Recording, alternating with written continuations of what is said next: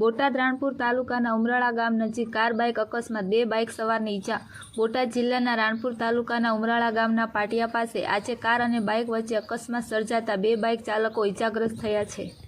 ઘટનાની જાણ થતાં 108 એમ્બ્યુલન્સ દ્વારા બંને ઈજાગ્રસ્તોને નજીકની હોસ્પિટલમાં સારવાર માટે ખસેડવામાં આવ્યા છે।